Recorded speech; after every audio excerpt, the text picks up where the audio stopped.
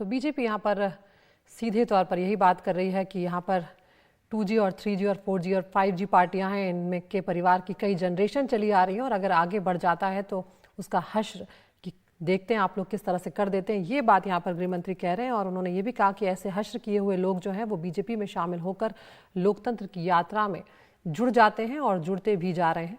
और इस तरह की अटकलें भी लगातार चल रही हैं कि कमलनाथ जो हैं आज वो बीजेपी में जुड़ सकते हैं। हम रुक करें एक बार फिर से हमारे सहयोगी विकास भदौरिया का। विकास, अपनी बात भी पूरी करें। और यहाँ पर हम सुन रहे थे अमित शाह को कई सारी बातें उन्होंने बातों ही बातों में कही। एक तरफ जिस तरह से वो विपक्ष के खिलाफ प्रस्ताव जो पढ़ रहे थे, उसके अलावा उन्होंने ये भी कहा कि जो जिनका हश्र किया गया है दूसरी पार्टियों में या कांग्रेस में, वो बीजेपी के साथ लोकतंत्र की यात्रा में जुड़ जाते हैं। जी हाँ, लेकिन अदिति उससे पहले एक दिलचस्प वाकया आपको अभी बता देते हैं।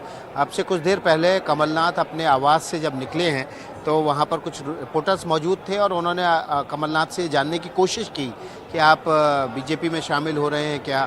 तो उनका जो जवाब था वो बेहद दिलचस्प था। उन्होंने कहा कि अभी मैंने क्या करना है ये तय नहीं किया है, जब भी कुछ तय करूँगा तो सबसे पहले आपको बताऊँगा। फिलहाल मैं 13वीं में जा रहा हूँ, आपको चलना है तो चलिए। और इस बात को कहते हुए वहाँ से वो चले गए और वहाँ जो रिपोर्टर्स मौजूद थे वो अपनी हंसी और मुस्कुराहट नहीं रोक पाए।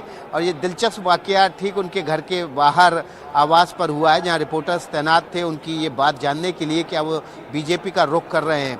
लेकिन हमारे सूत्र इस बात की ओर इशारा कर रहे हैं कि लगातार वो बीजेपी के नेतृत्व के संपर्क में हैं और न केवल वो संपर्क में हैं बल्कि अपने साथ कई विधायकों की फौज को वो बीजेपी के साथ ला सकते हैं। लेकिन ये बीजेपी को अभी तय करना बाकी है कि वो कमलनाथ को बीजेपी में लेते हैं या केवल उनके बेटे को लेते हैं, क्योंकि कमलनाथ के ऊपर सिख दंगों से जुड़े हुए कई दाग हैं। और आपने देखा होगा कि थोड़ी देर पहले, तकरीबन 2 से 3 घंटे पहले, बीजेपी के नेता तेजेंद्र बग्गा ने एक ट्वीट करके इस और इशारा भी किया है कि कमलनाथ के ऊपर जो दाग हैं वो सिख दंगों से जुड़े हुए हैं और ऐसी सूरत में उनको बीजेपी में नहीं लेना चाहिए। और प्रधानमंत्री नरेंद्र मोदी से उन्होंने एक उम्मीद जताई है कि उनके रहते हुए ऐसा नहीं भी होगा। तो जाहिर सी बात है, कमलनाथ की बीजेपी में आने की सुगबुगाहट के बीच बीजेपी के भीतर उनके खिलाफ सुर उठने लगे हैं।